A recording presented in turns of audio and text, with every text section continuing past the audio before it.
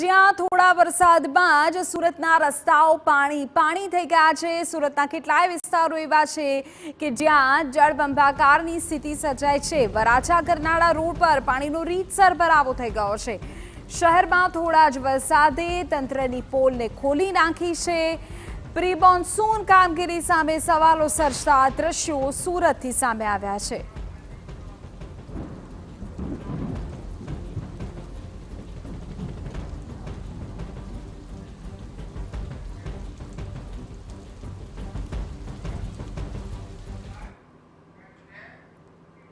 તેરા જ મુદ્દે વધુ જાણકારી મેળવીએ અમારા સંવાદદાતા બળદેવ સુથાર આપણી સાથે અત્યારે લાઈવ જોડાઈ ગયા છે। તેમની પાસેથી સુરતની અત્યારની વર્તમાન સ્થિતિ વિશે જાણકારી મેળવીએ, કારણ કે વિગતો મળી રહી છે કે સતત વરસાદ પડી રહ્યો છે।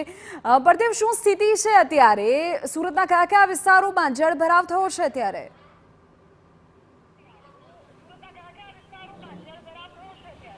સુરત શહેરની અંદર વહેલી સવારથી અલગ અલગ વિસ્તારોની અંદર જે ઝરમર વરસાદ પડી રહ્યો છે અને કેટલાક વિસ્તારોની અંદર જે ધોધમાર જે વરસાદ છે તે થોડા સમય માટે પડ્યો અને ત્યારે જે સ્થિતિ છે તે સામે આવી છે। કારણ કે સુરત મહાનગરપાલિકા દ્વારા અનેક જે દાવા કરવામાં આવતા હતા કે પ્રી મોન્સૂનની જે કામગીરી છે તે કરવામાં આવી છે, ત્યારે દ્રશ્યો જોઈ શકાય છે કે મોટા વરાછા ઉત્તરાયણ જે પોલીસ સ્ટેશનની બહારના આ દ્રશ્યો છે જોઈ શકાય છે।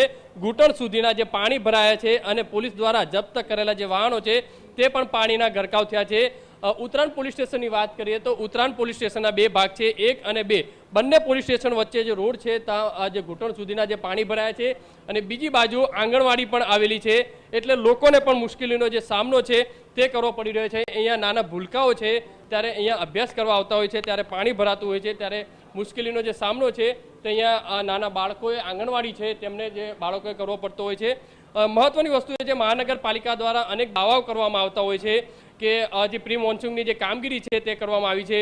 બીજી બાજુ સુરત મહાનગરપાલિકાના મેયર દ્વારા અધિકારીઓને સૂચના આપવામાં આવી હતી, કડક શબ્દોમાં જે સૂચના આપવામાં આવી હતી કે પ્રી મોન્સૂનની કામગીરીની અંદર કોઈ રીતની ક્ષતિ ન રહેવી જોઈએ। ત્યારે આ રીતના દ્રશ્યો છે વરાછા ગરનાળા વિસ્તારની અંદર જે પાણી ભરાયા હતા જોઈ શકાય છે કે પોલીસ કર્મીઓ દ્વારા પોતાના જે પેન્ટ છે તે ઊંચા કરી અને ઘૂંટણ સુધીના પાણીની અંદરથી પસાર થવા મજબૂર થઈ રહ્યા છે। દ્રશ્યો કહે છે કે પોલીસ કર્મચારીઓ મુશ્કેલીમાં મુકાયા છે। મહાનગરપાલિકા દ્વારા હવે ક્યારે આ પાણીનો નિકાલ કરી શકે છે? કેટલી મુશ્કેલી પાણીથી?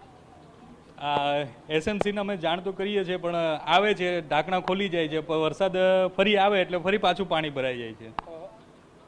અડધો કલાક જેવું તો આ ભરાયેલું રહે છે પાણી, અડધો કલાક રહે છે દર વખતે વરસાદની અંદર। આજથી વરસાદ થોડો પણ આવે એટલે ભરાઈ જ જાય છે અહીંયા પાણી ભરાઈ જાય। જી, એસએમસીને જાણ કરી છે એસએમસી। એ લોકો આવે છે, ઢાંકણા ખોલી જાય છે, પણ પેલો અંદર જે ટાંકીનો જે પ્રોબ્લેમ છે એ કંઈક સોલ્વ નથી થયો। તો કેટલી મુશ્કેલી પોલીસ કર્મીઓ જે અરજદારો જે અહીંયા આવી રહ્યા છે તેમને કેટલી મુશ્કેલીનો સામનો? મુશ્કેલીઓ તો પડે જ છે અરજદારોને આવવાનું, કારણ કે અહીંથી અમારા બે વિભાગ છે પોલીસના, આ બાજુ આ પોલીસ સ્ટેશન, પેલું પોલીસ સ્ટેશન સામે, તો અહીંથી જવું હોય તો તકલીફ તો પડે ને। જે રીતે જોઈ શકાય છે કે પોલીસ કર્મીઓને તકલીફનો જે સામનો છે, મુશ્કેલીનો જે સામનો છે તે કરવો પડી રહ્યો છે। એક બાજુ ફરીથી વરસાદ જે શરૂ થયો છે અને બીજી બાજુ આ રીતની જે સ્થિતિ છે તેને લઈને હાલમાં સ્થાનિક લોકો છે મુશ્કેલીમાં મુકાયા છે, સાથે સાથે પોલીસ સ્ટાફ પણ મુશ્કેલીમાં મુકાય છે। જોઈ શકાય છે કે રિક્ષાના જે ટાયર છે પાણીમાં ગરકાવ થાય ત્યાં સુધીના જે પાણી છે તે ભરાય છે।